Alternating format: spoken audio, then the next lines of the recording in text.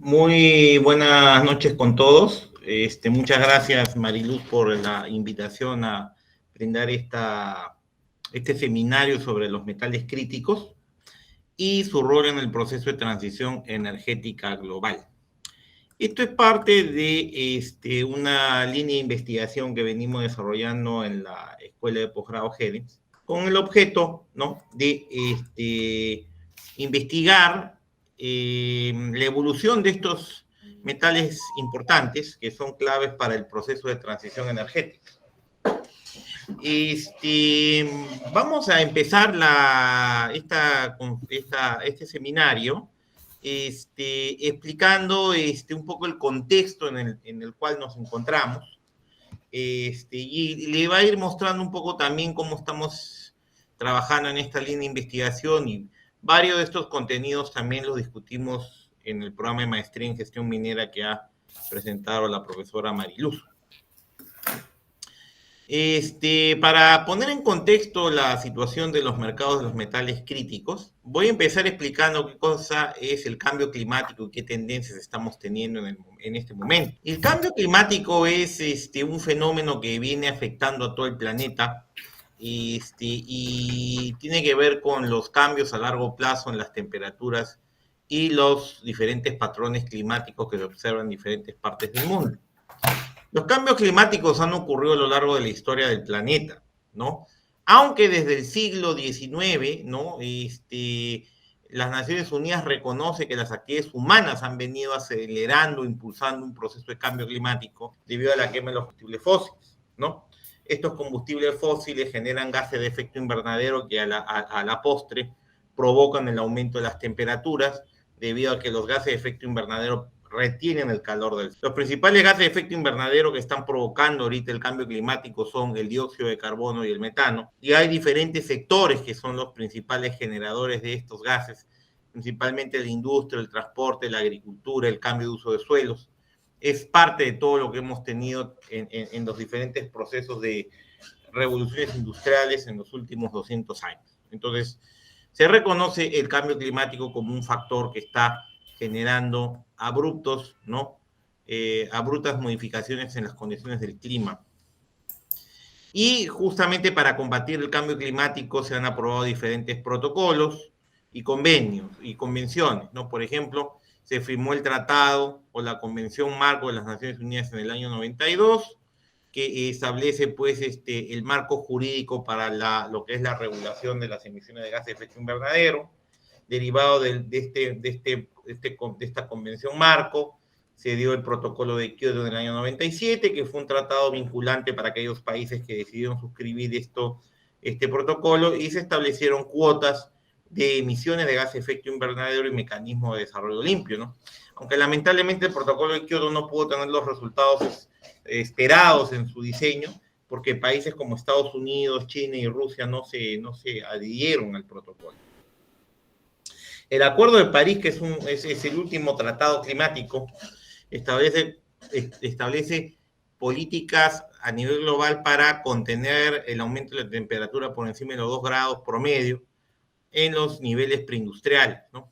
Y es más, su objetivo apunta a frenar las emisiones a 1.5 grados para establecer una medida, un margen para evitar las emisiones que puedan incrementar, digamos, la temperatura a un nivel que haga imposible la vida.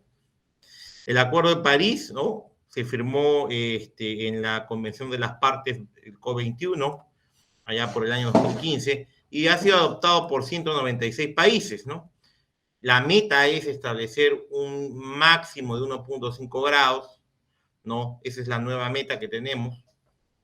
Y se han aperturado líneas de financiamiento para 100.000 millones de dólares, ¿no?, a partir del año 2020, ¿no?, fondos de los países desarrollados para promover inversiones en energía renovable y en medidas de mitigación y adaptación para el cambio climático.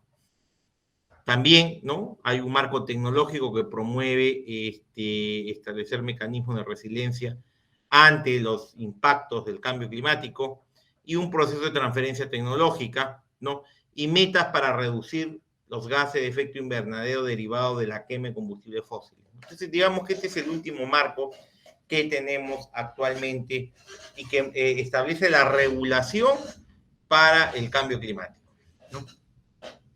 Varios países, incluidos el Perú, son signatarios del acuerdo y han establecido en su marco legal también las disposiciones del Acuerdo de París. Ahora, hay evidencias, ¿no?, de que efectivamente hay niveles de temperatura muy altos. Ustedes verán aquí, ¿no?, se han medido el promedio anual de las variaciones de temperatura a lo largo de, ¿no?, diferentes décadas. Estamos hablando de aproximadamente 150 años, ¿no? Y acá verán ustedes que hemos llegado casi a 1 grado de aumento de temperatura promedio, ¿no? Lo cual, como le digo, es bastante peligroso porque si se pasara un umbral de 1.5 grados o como máximo 2 grados, podríamos tener ya alteraciones del clima muy complicadas de trabajar, ¿no? O sea, ya sería muy difícil mitigar los impactos de estas medidas, ¿no? Entonces incluso se podría poner en riesgo la vida, ¿no? Acá ustedes pueden ver la cantidad de emisiones, ya hemos superado el umbral de 400 partes por millón de CO2 y evidentemente eso está forzando ya un proceso de cambio climático que se está manifestando en diferentes anomalías como el fenómeno del Niño o el proceso de la Niña aquí en la zona sur del mundo, ¿no? Y acá ustedes verán, pues, qué tecnologías son las que más emisiones generan, ¿no? La quema del carbón, ¿no?, y la quema del petróleo, ¿no?, son, ¿no?, fuentes de grandes cantidades de CO2. Por ejemplo, estamos hablando de que la quema del carbón genera 921 gramos de CO2 equivalente por kilowatt hora, mientras que la cogeneración basada en diésel genera 707 gramos de CO2 equivalente por kilowatt hora, ¿no? El gas natural, digamos que es el combustible fósil más amigable con el medio ambiente porque produce cerca, ¿no?, o menos de la mitad de las emisiones del carbón. Entonces aquí lo que yo diría es que el gas natural va a tener un rol en este proceso de transición energética, va a ser como un pivote para sustituir estas dos tecnologías, ¿no? Y justamente otras tecnologías bajas en emisiones de carbono son la geotermia, que es una energía renovable, ¿no?, basada en los flujos magmáticos que calientan el agua subterránea, la energía solar, la energía hidráulica y la energía eólica, ¿no? Son fuentes a las cuales se está apostando, ¿no? Aunque la tecnología que tiene menores emisiones en realidad es la energía nuclear, que genera 5 gramos de CO2 por kilowatt hora, ¿no? Que no está en este gráfico, pero hoy les quiero contar eso, ¿no? Ahora, el despliegue de todas estas tecnologías, diríamos, desde el gas natural hasta las tecnologías más renovables, e incluso la energía nuclear que no está en este gráfico, va a requerir una ingente cantidad de materiales críticos. Voy a hablar de esos materiales y por qué es importante la minería de estos materiales para abastecer esta revolución tecnológica que estamos enfrentando. Antes de eso, vamos a hacer un panorama de la economía mundial para ver ahora dónde nos encontramos a nivel económico y qué perspectiva tenemos. El mundo en este momento está atravesando una situación bastante delicada porque estamos enfrentando de nuevo un belicismo, ¿no? Generado por los conflictos geopolíticos. Uno de ellos es la guerra entre Rusia y Ucrania. Ustedes saben, se invade, ¿no?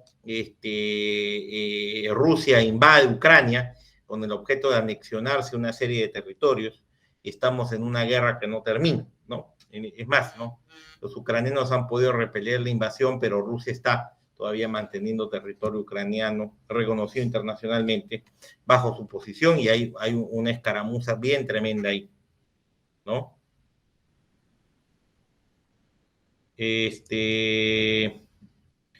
Entonces, tenemos eso. La guerra entre Rusia y Ucrania, ¿no?, también ha generado un cambio en las importaciones y exportaciones de petróleo, ¿no? Hay una menor utilización del gas y el petróleo ruso, debido a las sanciones que se han impuesto a estas economías, ¿ah? Por las economías europeas, a Rusia por la guerra. Y ahora lo último que tenemos pues, es el conflicto entre Israel y Palestina que se ha desencadenado, ¿no? Desde el 7 de octubre, ¿no? Acá tenemos varios escenarios de conflicto, ¿no? En realidad, el escenario más complicado que podría afectar los precios de la energía y también afectar el proceso de transición energética es un conflicto abierto o guerra directa entre Irán e Israel y todo el bloque que está aliado a Israel, a Irán, que es el Líbano y Siria, ¿no? Ese es uno de los grandes problemas. Podríamos tener, debido a estos conflictos, un precio del petróleo más caro, un mayor nivel de inflación, un crecimiento más lento, ¿no? Y en ese contexto tendríamos bastantes problemas, ¿no?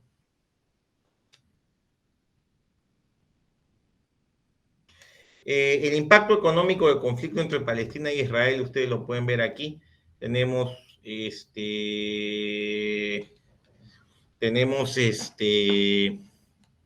tenemos impactos de una guerra confinada, un aumento del precio de $4 por barril, una caída del PIB de menos 1% y un incremento de la inflación de 0.1%. Si la guerra empieza a ser más grande, una guerra multifrentes entre Israel, Cisjordania, Libia, Siria, Bloomberg predice que tendríamos estos impactos en el PBI, la inflación, una recesión mundial y un aumento de la inflación, y una guerra directa ya sería pues algo catastrófico. Estaríamos hablando de aumentos en el precio del petróleo de $64, ¿no? Y una caída de un punto porcentual en la tasa de crecimiento del PBI y una contribución adicional de 1.2% de inflación, ¿no? Entonces, en ese contexto sería algo muy complicado y eso evidentemente va a generar efectos, ¿no? Si es que ya no los está teniendo ahora, ¿no?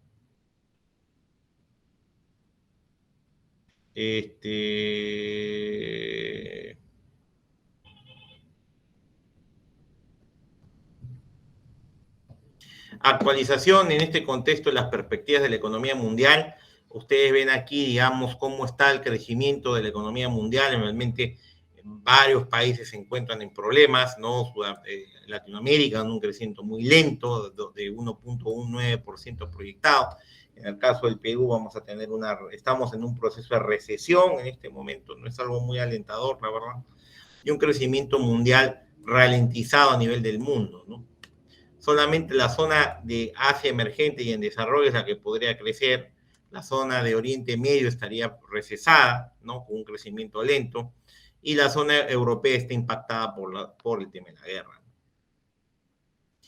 Entonces, en ese contexto, ¿no? Que hemos visto desde el punto de vista del cambio climático y la situación beligerante que vemos en diferentes partes del mundo, ¿qué es lo que vemos desde el punto de vista de los metales críticos? ¿No? ¿Por qué esta transición energética en medio de un proceso de conflicto armado va a generar, ¿no? Presión sobre el suministro de metales críticos? Recordemos que la transición energética es un proceso de cambio gradual y constante en el uso de la energía, ¿no? Se está buscando, gracias al Acuerdo de París, tener un contexto de cero emisiones netas de carbono para el año 2050, y acá va a ayudar mucho lo que es la electrificación del consumo final o la sustitución de las tecnologías basadas en los combustibles fósiles. Entonces hay que acelerar el proceso de descarbonización y para ello se requiere pues utilizar, ¿no? Tecnologías modernas que nos permitan desplegar nuevas formas de generación de energía para bajar las emisiones, ¿no? Y justamente toda esa cadena de la transición energética se soporta en el suministro de metales críticos que se necesitan para la manufactura de todos estos equipos o sistemas de transmisión, distribución, carros eléctricos y todo lo que tiene que ver con la electrificación. ¿Ya?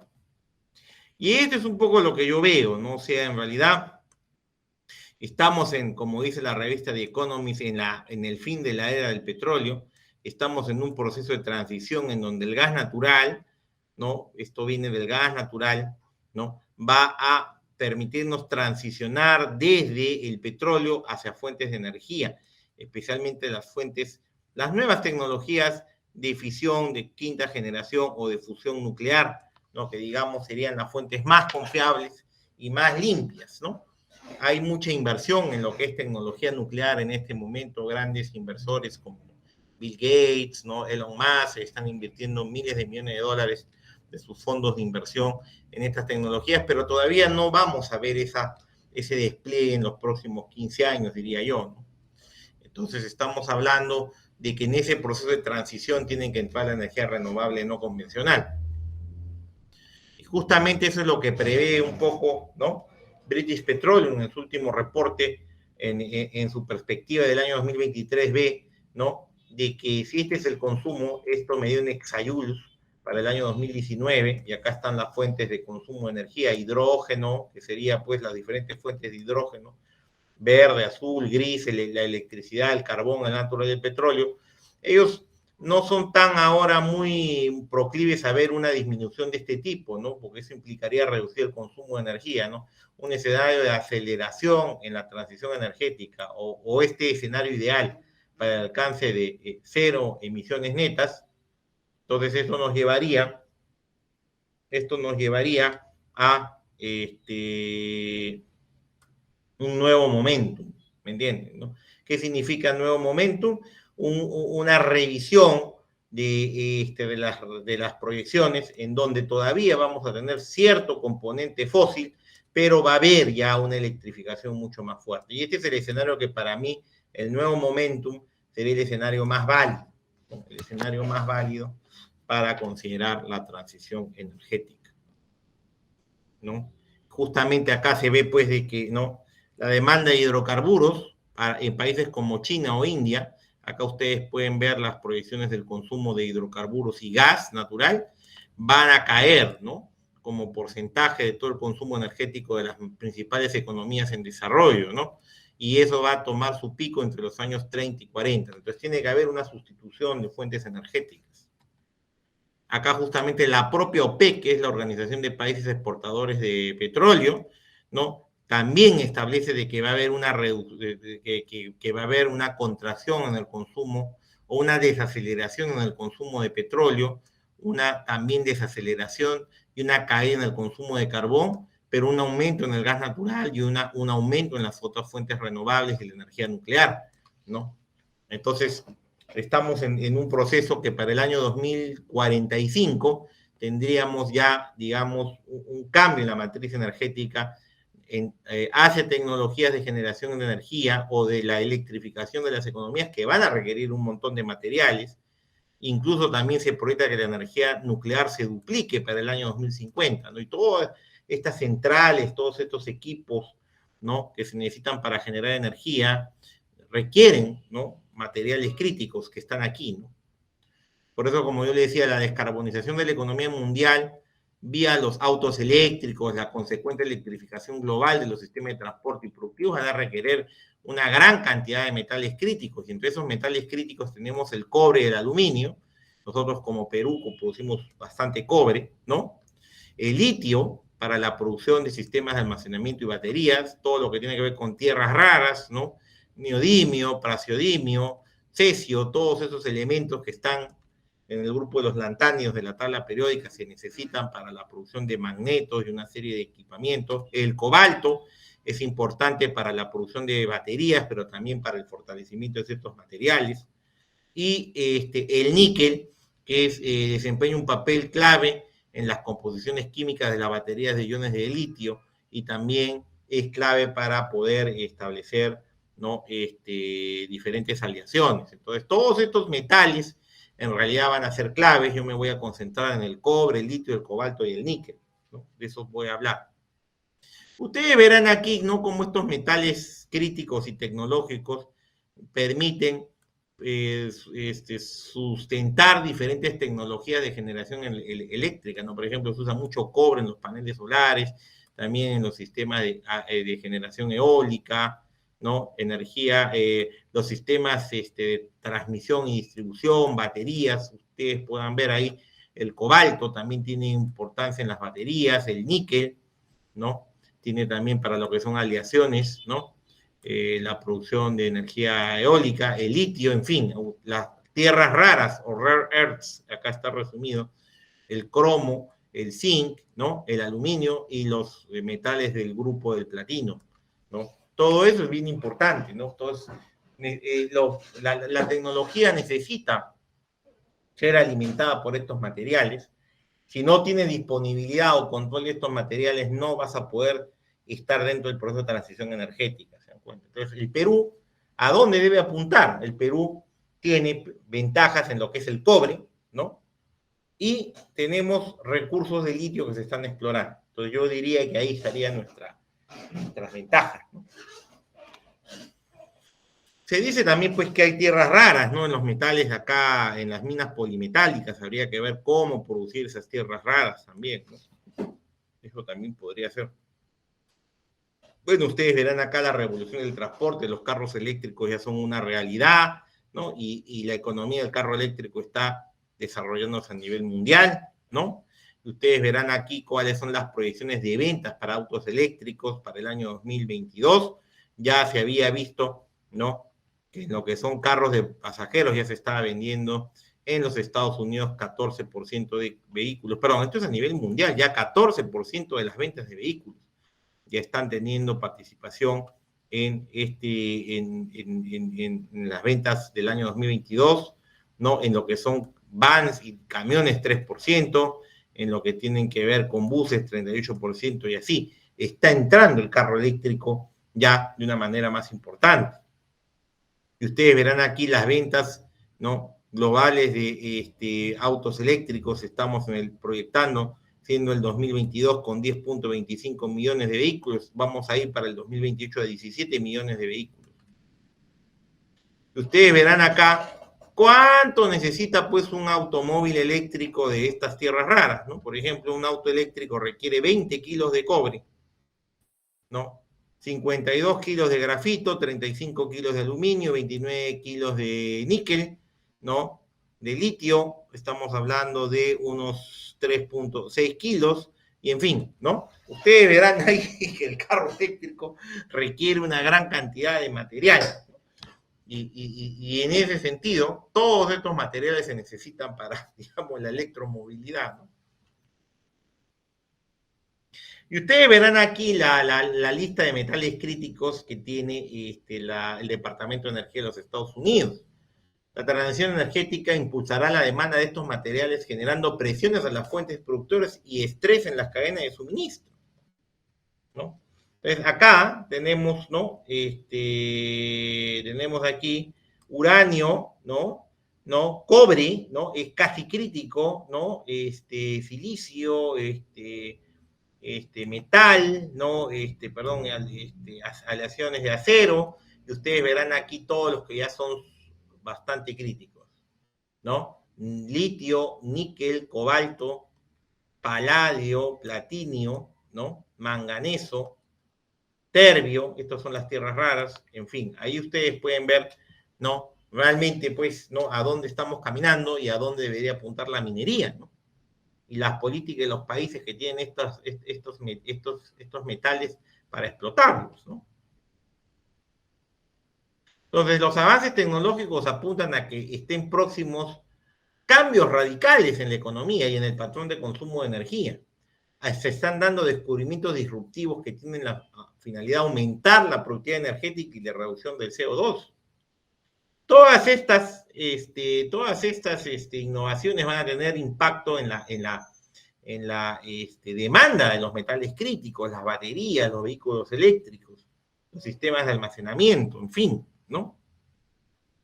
Y por eso, como les digo, yo me voy a concentrar en 4 metales críticos, ¿no? El litio, el cobalto, el cobre y el níquel. Voy a empezar hablando un poco de litio, ¿ya? El litio en este momento está sufriendo una revolución, ¿no? Porque, como ustedes han visto, hay una mayor cantidad de autos eléctricos vendidos por año y todos esos autos eléctricos requieren litio. El litio, ¿no? Es conocido ahora como el oro blanco, ¿no? ¿No? Porque está teniendo una gran demanda y hay bastantes reservas en América del Sur, porque nosotros en América del Sur tenemos varios salares o lagos bastante salobres en donde puede aparecer el litio, ¿no? Su uso principalmente se está moviendo por el tema del transporte, la electromovilidad. Hay un 70% de la producción actual de litio a nivel global que es destinada a la fabricación de baterías, ¿no? Y los países que tienen producción total de litio, o prácticamente los principales productores, son Australia, Argentina, Chile y Brasil, ¿no? Los recursos de litio pueden salir de la propia, de minerales, de salmueras, arcillas o agua de mar, ¿no? Las reservas de litio en este momento se encuentran en minas de litio o salmueras, o lo que son los salares también. Y en ese momento nos estamos concentrando en el carbonato de litio, que es básicamente el mineral, ¿no? Que se utiliza como materia prima para la producción del litio de grado de baterías, ¿no? Y bueno, el litio tiene diferentes utilizaciones, ¿no? Como les digo, yo me voy a concentrar más en el tema de la transición energética. Las reservas de litio, ¿no? Como les digo, se encuentran en las aguas salobres, salmueras o salares, ¿no? Y como les digo, hay diferentes derivados de litio, pero el que nos interesa es el carbonato de litio porque es la fuente básica para la producción de baterías, ¿no? ¿No? Y el carbonato de litio tiene bastante utilización en ese contexto. Ustedes verán acá los precios, ¿no? Los precios del litio han tenido pues una escalada bastante importante, ¿no? Desde el año 2004 hasta antes de la pandemia y el litio se cotizaba en $17,000 la tonelada y ahora ha tenido unos impactos de hasta $80,000, ¿no? Entonces es un mercado pequeño pero de alto valor, ¿no? Ustedes verán ahí, ¿no? Las kilotoneladas, básicamente este es un mercado con una proyección al 2023 de tasa de crecimiento del 30% en este momento con estos países productores, Argentina, ¿no? China, Australia, Japón, ¿no? Esos son los principales países. Se esperaría que Perú entre en algún momento, pero todavía no está Perú, ¿no? Lamentablemente no está Perú todavía, pero Chile sí, ¿no? Chile sí tiene una participación importante. Estamos hablando de un mercado de aproximadamente 1 millón de toneladas, ¿no? Claro, si uno lo compara con el cobre, que es 25 millones de toneladas al año, dirá es un mercado pequeño todavía, ¿no? Pero ustedes verán que el crecimiento está bastante alto, ¿no? Su tasa de crecimiento. Y esta es la proyección de la demanda de litio. Nos encontramos aquí en casi 1 millón de toneladas y se proyecta que para el año 2035 se consuman aproximadamente 4 millones de toneladas, casi 3,8, casi 4 millones de toneladas de litio, para que tengan ustedes una idea de dónde va a ir este mercado. La demanda para baterías está aumentando rápidamente, ¿no? Ustedes verán ahí el aumento, ¿no? Para el año 2030, ¿no? Está viendo que hay una tasa de crecimiento del 30% anual, ¿no? ¿Y para qué necesitamos la batería? No solamente para el carro eléctrico, sino también para gestionar la intermitencia de la energía renovable, gestionar los picos de demanda. Las baterías pueden, a gran escala, pueden ayudar a regular, digamos, los flujos de energía en los sistemas eléctricos y brindar, digamos, una potencia firme de generación a la energía solar, por ejemplo, ¿no? Ustedes pueden ver ahí las reservas estimadas de litio, estamos hablando de unas 20 millones de toneladas, ¿no? De reservas minables, ¿no?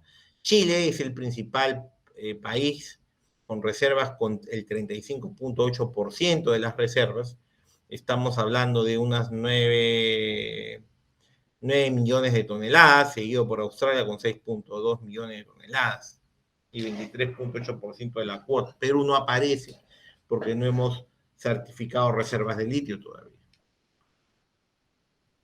Ustedes verán ahí las minas, ¿no? Ya están varias minas en operación, ¿no? Ya están por entrar en operación, ¿no? En Argentina, en Brasil, en Chile y en Bolivia. En Bolivia se piensa hacer una mina de 15,000 toneladas en el Salar de Uyuni, ¿no? Que es bien conocido. Igual en Chile, el Salar del Carmen, lo está manejando la Sociedad Química, en Antofagasta con 210,000 toneladas de litio, de carbonato de litio equivalente, ¿no? Ahora, solo Bolivia y Chile están tienen una disposición sobre el litio, ¿no? Claro, tanto Bolivia como Chile tienen un intervencionismo estatal en el mercado de litio, ¿no? Se han constituido procesos de nacionalización o de intervención estatal, en donde el Estado se reserva, digamos, la facultad de poder dar concesiones de litio o explotarlo a través de empresas públicas, ¿no? Eso es un poco que disuade la inversión privada cuando hay mucho estatismo, pero bueno, es lo que vemos en Latinoamérica. Bien, este es el caso de litio, un mercado de 1 millón de toneladas con precios que están subiendo debido a la alta demanda. Pero la disponibilidad de litio, a diferencia, permítanme regresar, yo diría que, o sea, hay una oportunidad para el Perú, en el caso del litio, pero tiene que aprovecharse pronto, porque como le digo, países como Australia, Argentina, la propia China, Chile, tienen reservas que hacen que el litio por el momento no sea un metal tan escaso, ¿no? Sin embargo, claro, si la proyección de la demanda es muy fuerte, evidentemente esas reservas se pueden acabar, ¿no? En todo caso, ahí hay un espacio para el Perú. El caso del cobalto es algo más delicado porque el cobalto sí no se produce en todas partes del mundo o no hay reservas más diversificadas, ¿no? El cobalto es clave, ¿no? Porque permite mejorar, digamos, la capacidad de las baterías. Es parte de la solución para la transición energética, incluso en la última ley de reducción de la inflación que aprobó la administración Biden, y la ley de materias primas críticas de la Unión Europea, se ha establecido al cobalto como una materia clave para el desarrollo de las industrias, ¿no? Los precios del cobalto se van a elevar, porque ahí va a haber más demanda que oferta. En este momento tenemos 2 países que son los principales productores, la República Democrática del Congo e Indonesia, que se acaba de convertir en el segundo productor mundial de cobalto, ¿no? El 40% de la demanda total de cobalto va para vehículos eléctricos, ¿no? Se han establecido incluso en la Unión Europea plantas para refinar el cobalto, como ustedes pueden ver ahí. Europa tiene una posición competitiva respecto a el refinado de cobalto. Ahora, como les comentaba, el 40% de la demanda de cobalto se va para la producción de autos eléctricos, 30% para equipos portables, 90% para, 9% para superaleaciones, en fin. Ahí está el consumo del cobalto, ¿no? Entonces ahí el problema, como les digo, está en que el cobalto viene de pocos países, ¿no? ¿No? Ahí ustedes pueden ver cómo ha estado el crecimiento de la demanda. Entonces también es un mercado relativamente pequeño, pero con tasas de crecimiento del 27 y 13%, ¿no? O sea, es un mercado que crece bastante. Estamos en un mercado de 200.000 toneladas. Y ustedes pueden ver la participación, por ejemplo, se proyecta que para el año 2030 la mayor cantidad de cobalto se va a destinar para la fabricación de baterías, cerca del 70% del cobalto, ¿no? Y acá está la producción de cobalto, como se ha visto creciendo a casi 200.000 toneladas métricas. Y como le dicen, son 2 los principales productores de cobalto, pero la República Democrática del Congo es uno de los principales, ¿no? Si no el más grande productor de cobalto del planeta, ¿no? Hay otros países que tienen menos participación. Y como se proyecta que va a aumentar la cantidad de vehículos eléctricos, ¿no? Se ve pues que el cobalto va a cubrir esa brecha.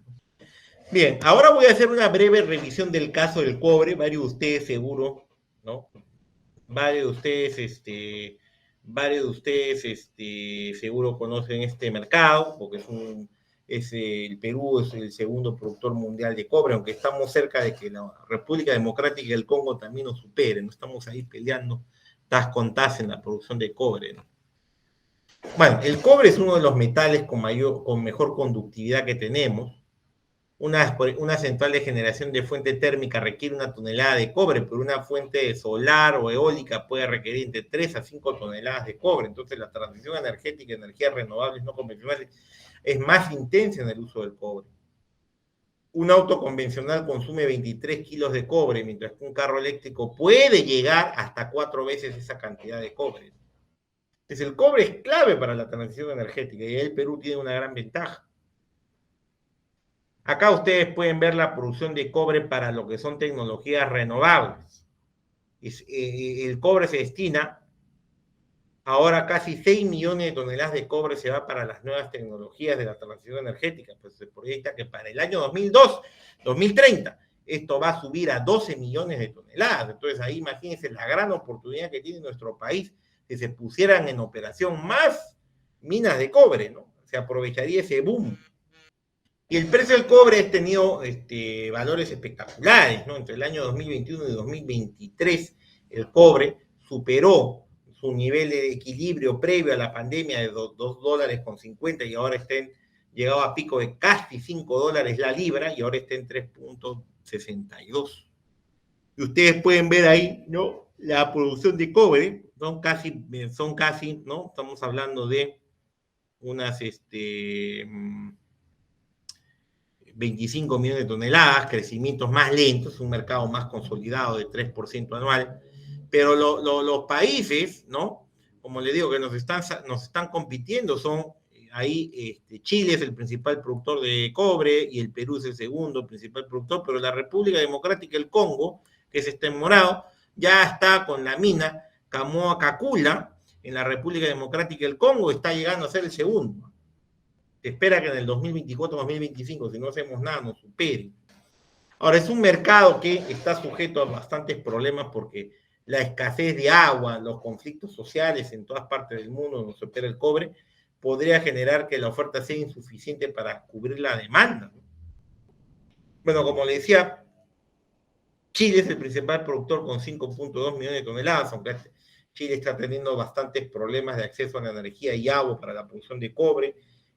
Se ha ralentizado, digamos, la tasa de crecimiento de la producción de cobre chilena, entonces otros países como Perú o el Congo podrían superarlo, pero ahorita, como les digo, si ustedes ven aquí, Perú y el Congo están casi empatados, seguiditos de China y los Estados Unidos. Así que estamos ahí con ese problema, no han salido más megaproyectos de cobre para atender estas 6 millones de toneladas adicionales que se van a generar al 2030 gracias a la transición energética. Ahora, de lejos Chile es el país con mayores reservas de cobre, ¿no? Seguido de Australia y Perú. Y finalmente, para ir terminando, el níquel, ¿no? ¿De qué trata el tema del níquel? No, el Perú no tenemos níquel en el Perú, no se produce níquel, pero hay otros países de donde sí se produce, como Canadá. Es uno de los elementos que desempeña un papel facilitador en la transición energética, porque es un insumo clave para la producción de tecnologías en geotermia, baterías, el hidrógeno verde, la generación hidráulica, eólica y solar. Y también es clave para las energías nuclear, ¿no? Si se va a desplegar reactores nucleares de quinta generación, que son bastante mucho más seguros, entonces se va a necesitar más níquel. También para las baterías de iones litio se necesita níquel. Y el níquel es un producto que es bastante reciclable, ¿no? O sea, hay una competencia de níquel reciclado, ¿no? Ustedes verán ahí cómo se proyecta la demanda de níquel al año 2030 en diferentes escenarios, ¿no? El escenario net zero requeriría mucho más litio, níquel, 6 millones de toneladas de níquel en un escenario de fuerte combate de las emisiones de gases de efecto invernadero. Y acá ustedes verán la participación en la producción de níquel en lo que es acero inoxidable.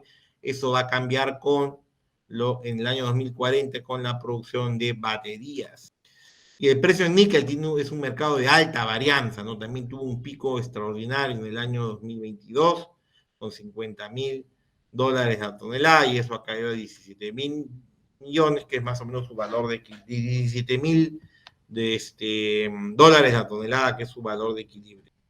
Bueno, este es un mercado de aproximadamente 4 millones de toneladas. Esto tiene a Indonesia como uno de los principales productores de níquel en el mundo. Y acá está la producción de níquel a nivel mundial.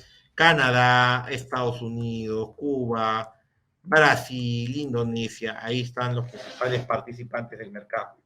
Las reservas de níquel se estiman en 94 millones de toneladas métricas. Finalmente, ¿qué se espera para el Perú después de toda esta revisión del proceso de transición energética y estos 4 metales críticos? En este momento hay un boom en el uso de metales críticos, debido a la masificación de las tecnologías que están soportando el crecimiento económico y la necesidad de descarbonizar las economías mundiales. Lamentablemente el Perú sigue concentrando su estrategia en los llamados metales clásicos, que pueden ser sustituibles por los nuevos materiales. El Perú está fuera del mercado de los metales críticos a excepción del cobre. La estrategia del Perú solo se concentra en el cobre, que es el único metal crítico abundante, ¿no? Pero no estamos viendo tierras raras, no estamos viendo litio, y ahí tenemos que tener un gran tema, ¿no? O sea, incluso los metales críticos pueden valer más que el oro en algún momento. No tenemos un marco legal explícito que promueva la explotación y exploración de recursos de metales críticos. El litio que hay en Puno requiere un tratamiento especial porque no hay evidencia de que estas reservas de litio pueden estar asociadas a uranio, entonces hay que procesar mediante un proceso metalúrgico esos recursos de litio y uranio. No, la cadena logística para producir el litio, por ejemplo, no está disponible, no tenemos un sistema de transporte de concentrado de litio, que es el material es el carbonato de litio, que se pueda sacar fácilmente de Puno, ¿no? Entonces hay varias restricciones, ¿no? El reto de la transición energética genera diversas oportunidades para el Perú, porque va a haber una demanda sostenida hasta los años 2050, ¿no? Entonces se puede generar un nuevo superciclo de los precios de los metales, ¿no? Entonces ahí como digo, nuestro país puede ser relegado a un tercer puesto, ¿no? Si es que la República Democrática del Congo supera nuestra producción de cobre, ¿no? Y en el caso de litio, el potencial está en Puno. Se necesita promover mayores inversiones en exploración minera a fin de garantizar a futuro nuevos descubrimientos de metales críticos como el cobre, ¿no? O el litio, que permitan aumentar nuestra cuota o participación en el proceso de transición energética global. Pero en el Estado no observamos pues una política articulada de promoción de exploraciones con énfasis en metales críticos. La falta de inversiones en un contexto de crisis política podría llevar a la continuación de la caída en la producción de metales en un sector minero que ya está siendo golpeado por la crisis de expectativas producto de los pleitos políticos, el incremento de los niveles de inseguridad ciudadana, los conflictos sociales, la recesión que estamos experimentando, el exceso de trámites y la permisología, así como las marchas y contramarchas en la promoción de inversiones en el sector minero. Para poder impulsar la búsqueda de metales críticos y recuperar nuestra posición en el mercado internacional, necesitamos mejorar nuestro clima de inversión para no dejar la oportunidad que tiene el Perú de impulsar su sector minero durante el presente proceso de transición energética. Y eso sería todo de mi parte, Mariluz, y estaría encantado de recibir preguntas del público. Muchas gracias, Arturo. Entonces, los participantes que quieran hacer preguntas pueden hacerlo a través del chat o también activando su micrófono, ¿no? También quería pedirles que por favor nos ayuden llenando un formulario cuyo link está en el chat. En el chat hemos puesto el link del formulario de una encuesta sobre la maestría en gestión minera. Si acá veo una pregunta de Ever, dice, buenas noches, la opción ocultar permite eliminar el mensaje. Ah, ya, esto no es una pregunta, pero acá tengo del señor Condori una pregunta. Sí, adelante. Buenas noches, primeramente felicitarle por la exposición, muy buena y muy explícita y muy detallada. La consulta es, si bien estamos en los metales críticos y la tendencia es a que crezca esta demanda, ¿cuál ha sido la mayor significancia de que ahora el precio del 2023 esté menor al 2022? Sobre todo eso. Sí, lo que pasa es que hubo un efecto rebote después del COVID, ¿no? Que impulsó todos los metales, porque en este contexto todos los metales se encuentran correlacionados en sus tendencias. Sin embargo, sí se está notando ya, señor Condori, de que no, ciertos metales críticos como el cobalto, el níquel o el litio van a tener unas mejores perspectivas de precios, porque la demanda está superando a la oferta. Entonces hay una base fundamental para colegir de que los precios van a ser favorables en un contexto de escasez, porque no es fácil hacer minas pues, de estos metales, ¿no? Y como le digo, en el caso del cobalto, no son solamente 2 países que concentran más del 80% de la producción mundial, ¿no? Entonces, no es que haya una diversidad de países donde hayan estas reservas, ¿no? En el caso del litio, la situación es mejor, pero el problema es el nacionalismo o el estatismo de los países como Chile o Bolivia que están impidiendo de que haya más inversión privada que desarrolle estos activos de litio, ¿no? Entonces eso puede también generar una escasez. Muchas gracias. Gracias a usted. ¿Más preguntas? A ver, alguna.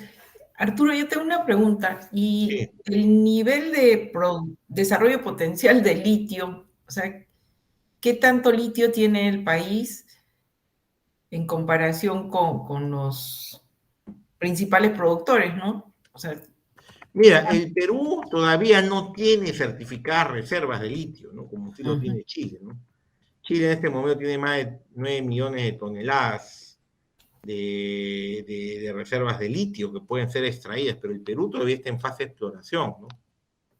Entonces no te podría decir exactamente cuánto tenemos. Como ha habido esta crisis en la zona de Puno, en el altiplano, tú sabes, en el año pasado y este año se ha paralizado mucho el proceso de prospección, ¿no? Ahora, si tú revisas información de la Agencia Geológica de los Estados Unidos, podríamos decir que el litio podría tener recursos inferidos de 880.000 toneladas. Así es. O sea, cerca de 1 millón de toneladas, ¿no?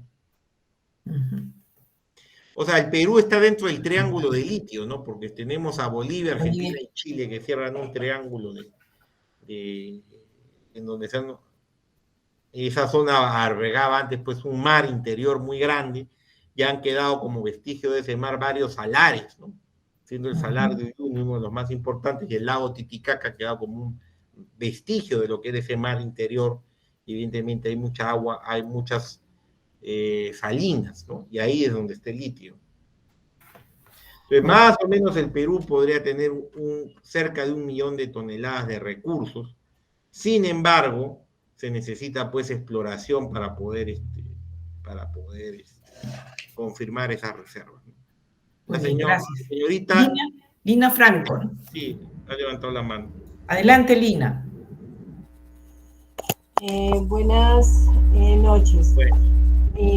Doctor Arturo, ¿cuál cree que es la mejor alternativa para nuestros países de América Latina que hagan parte pues como de estos minerales críticos, teniendo en cuenta todos estos temas de licencia social que en este momento se están presentando pues en América Latina? Por ejemplo, miremos lo que ocurrió ahorita en Panamá, independiente pues que no sea de minerales críticos, sino de minería metálica a nivel general. Pues yo estoy desde Colombia escuchando tu conferencia, muy interesante. Entonces, ¿cuál crees que sea como esa mejor alternativa como para que nuestros países hagan parte de este boom de los minerales críticos, sabiendo que tenemos un potencial al menos, o una existencia de estos minerales? Sí, señorita Lina, muchas gracias y saludos a usted en Colombia, ¿no? Que nos sigue aquí en Perú. Sí, lo que ha pasado en Panamá es bastante delicado, ¿no? Porque se ha antepuesto una visión muy ideológica respecto al tema de la protección ambiental y se estaba pensando en prohibir la explotación de esta mina de First Quantum, ¿no? Entonces, se saca una ley, ¿no? Que establece una moratoria de la minería metálica con una visión ideológica, no poniéndose a pensar, ¿no? No poniéndose a pensar de que pues la minería del cobre es clave para Panamá y también puede serlo para Colombia, ¿no? Porque ustedes comparten la misma faja metalogénica, ¿no? Entonces es evidente, ¿no?, de que hay potencialidad para poder desarrollar estos activos, pero el gran problema es lo que usted dice, ¿no?, el tema de la licencia social o la ideología y el estatismo que se ha puesto en el foco de la actividad minera en nuestra región latinoamericana. Entonces, para poder tratar el problema, no solo del cobre, sino también de los metales críticos, creo que tiene que haber un diálogo muy claro, una explicación de parte del gobierno, de los gobiernos de nuestros países, de la importancia de la minería, ¿no? En primer lugar, porque la minería es uno de los sectores que más contribuye en aportes fiscales y en desarrollo por el tipo de eslabonamientos que tiene la minería con otros sectores. El asunto de la licencia social es un tema bastante delicado. Acá en el Perú se ha buscado trabajar esto a través del mecanismo que se llama obras por impuestos, es decir, un adelanto del pago de impuestos que hacen las empresas mineras con cargo a la deducción del impuesto a la renta, con el objeto de desarrollar la empresa obras o servicios públicos que tendría que hacer el Estado, ¿no? Pero en nuestros países, lamentablemente, el Estado es bien incompetente, tiene muchos niveles de corrupción y al final los aportes que vienen de las regalías mineras o los impuestos pagados no llegan a la gente, porque simplemente en los gobiernos locales o regionales el dinero se pierde, ¿no? Eso pasará en Colombia, pasa en el Perú.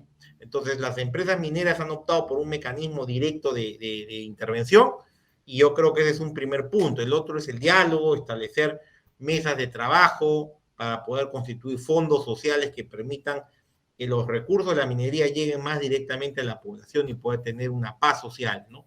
Eso se ha hecho, por ejemplo, acá en el Perú, en el proyecto Quellaveco, de la empresa Anglo American, ¿no? Y se está tratando de replicar esa práctica en el Perú. Y yo me imagino que también en Colombia se están hablando de estas iniciativas de adelanto social, ¿no? Llevarle a la gente directamente los recursos sin que pase por el escritorio de los burócratas de los gobiernos nacional y los gobiernos subnacionales. Sí, Milagro Malpartida levantó la mano y luego Ramón Guapay. Sí, adelante. Adelante, Milagro. Sí, buenas noches. ¿Qué Buenas perspectivas, cómo están? Interesante, Arturo. Quisiéramos ver también un poco sobre las perspectivas. Ya nos has hablado de las perspectivas de los elementos de la transición energética a nivel global y solo Latinoamérica y cómo afectaría, digamos, a esta transición energética, esto de la guerra que se tiene en Medio Oriente y también de Ucrania con Rusia. Sí, es una excelente pregunta, Milagro. Muchas gracias por tus comentarios y siempre por tu interés en la minería. Mira, las guerras, ¿no?, son fenómenos recurrentes en nuestra historia, ¿no?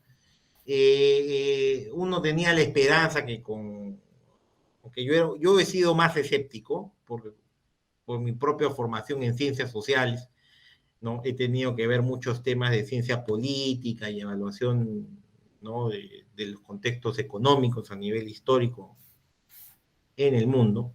Pero yo siempre he sido más escéptico con el tema de la geopolítica de las superpotencias, ¿no? Pero mucha gente, ¿no?, fue muy optimista respecto a la caída del muro de Berlín y la disolución de la Unión Soviética, pensando en que con esa, digamos, esa reconfiguración del mundo, Occidente había ganado, ¿no? Y que, digamos, se había acabado la historia. Incluso un politólogo famoso, Francis Fukuyama, hablaba de que ya se había acabado la historia porque ya había caído la Unión Soviética y teníamos el mundo occidental como norte, ¿no? Pero eso lamentablemente no es así, ¿no? Uno si lee lo que ha pasado con las economías en el régimen postsoviético o lo que ha pasado en Medio Oriente, se va a dar cuenta inmediatamente que todo sigue con problemas. Hemos tenido guerras, la guerra del Golfo Pérsico, después la guerra de los Balcanes, en fin, en África han habido muchos conflictos, la invasión a Irak, ¿no?, la guerra en Afganistán, en fin, hay varios conflictos. O sea, este tema del mundo tranquilo no sigue repitiéndose lo mismo que vimos en el siglo XX. Entonces, en este contexto,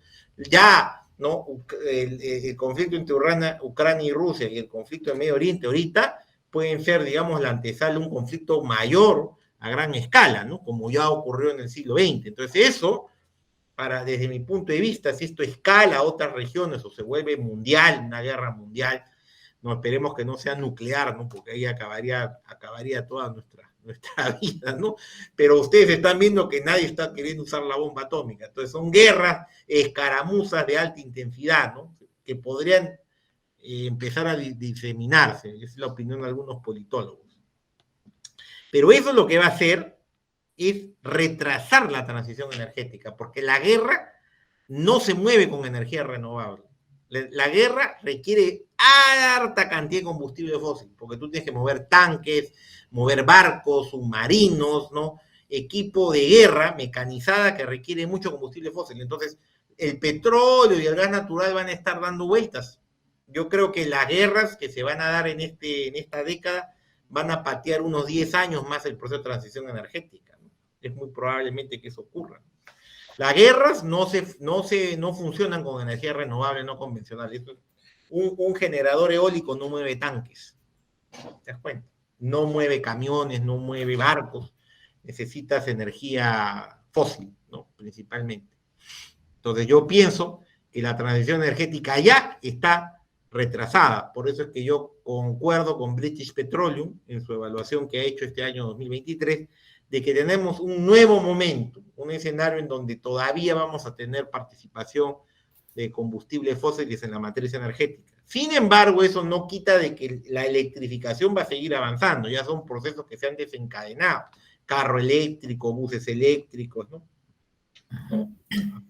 Y tenía una pregunta de Ramón Guapaya. Sí, muy bien. Ramón, adelante. Muchas gracias. Buenas noches con todos.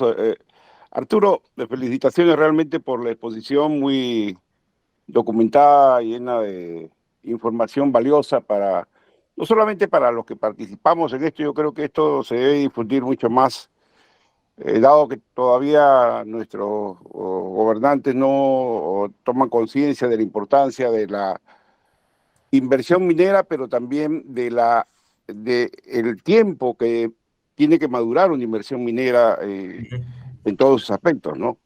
Y el reto ya no es tanto tecnológico.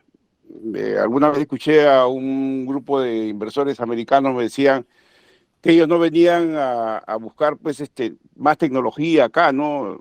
Sino venían a ver si es que realmente políticamente era viable y socialmente era viable hacer una inversión sostenible, ¿no? Y bueno, ejemplos tenemos varios que comentar, pero ahora estuve analizando este asunto de obra por impuestos, porque se ha abierto la posibilidad, se ha ampliado las posibilidades de invertir en mantenimiento y también en inversiones de IOR y en servicios, ¿no? Pero todavía eso está madurando.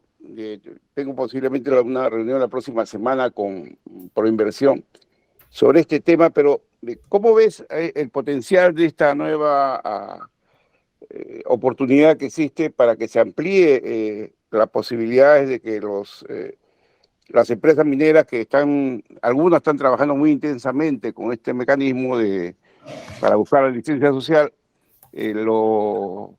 se pueda realmente multiplicar el efecto directo y ver, ¿no?, en corto plazo los beneficios de la minería en todos el desarrollo social, económico de las provincias y ciudades cercanas a la explotación minera, ¿no? Y para el país en general también, ¿no? Sí, muchísimas gracias, Ramón. Un saludo también a la distancia para ti. Sí, como le decía la señorita Lina, ¿no? En muchas partes de Latinoamérica ya, ante un Estado con problemas asociados a la corrupción, asociados a la ineficiencia de la burocracia estatal para llevar los recursos y los beneficios del aporte minero, ¿no?, y del aporte fiscal hacia sus jurisdicciones, se ha optado por mecanismos de distribución directa, o sea, que sea la empresa minera la que ante la ausencia del Estado haga las obras, ¿no? Y claro, el beneficio es deducciones fiscales y un montón de esas cosas que tú conoces, ¿no?, bajo el mecanismo de OXI. Entonces yo creo que es un mecanismo que va a tener mucho más acogida, ¿no?, porque es la forma de poder adelantar, digamos, los recursos a las poblaciones y que vean realmente directamente el desarrollo, ¿no? El asunto es que todo el esquema de Oxy está burocratizado, lamentablemente, ¿no? Los IPRELES no tienen un gran problema, ¿no? El asunto es cómo los vuelves líquidos, cómo te los aprueban, ¿no? Entonces, todo ese proceso está bien burocratizado, ¿te das cuenta? Entonces, otra opción que podrían tener las empresas, si es que esto no se destraba, es hacer inversiones en activos también, ¿no? Vía una APP también podría ser una opción, ¿no? Una asociación público-privada, y se puede hacer invertir en activos, o como tú dices también, ¿no? Aplicar esquemas de participación público-privada para mantenimiento de obras, o sea, tener gestores que permitan hacer la operación y mantenimiento de infraestructuras claves como colegios, hospitales, o caminos rurales, o caminos vecinales, ¿no? Entonces, yo creo que por ahí va el tema, ¿no? Yo creo que es un mecanismo que tiene que utilizarse más hasta que se dé una reforma del Estado, ¿no? En donde, ¿no?, se reduzca el tamaño de la burocracia y esta sea más meritocrática y eficiente, que, como les digo, a mí me parece que una opción para poder llevar obras públicas a, digamos, las poblaciones en donde la minería se desarrolla es a través de participación público-privada vía inversiones directamente en activos o en APPs de operación y mantenimiento, o por qué no en obras por impuestos, ¿no? Como mencionaba Ramón, ¿no? Así es. Si no, la población no lo va a ver, porque los gobiernos regionales, los gobiernos locales no ejecutan el presupuesto. No, hay gobiernos regionales, no, gobiernos locales aquí en el Perú que no ejecutan ni el 20% del presupuesto asignado, y ese 20% ni siquiera sabemos si es de buena calidad o no. Entonces la gente, claro, ve la mina produce y ellos no ven nada, entonces se genera pues una situación de conflictividad, ¿no? Pero es un gran problema el Estado, ¿no? Es un gran problema de la ineficacia del Estado, la burocratización, la tramitología y además también el tema de la corrupción. Entonces es mejor llevar directamente a través de estos mecanismos. Yo creo que, Ramón, concuerdo contigo, hay que ir por ahí. Sí. Muy bien. A ver, creo que ya no hay más preguntas. ¿Hay alguna pregunta más? Muy bien.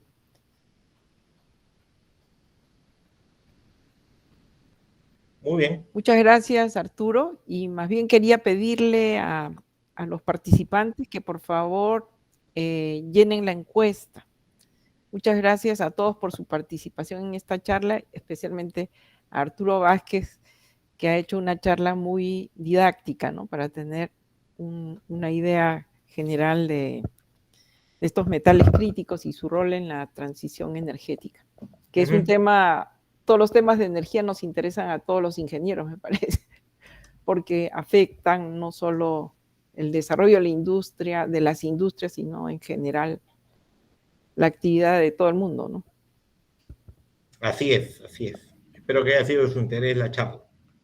Muchas gracias Arturo, y ya te liberamos y más bien agradeceremos a los participantes que llenen la encuesta. Gracias.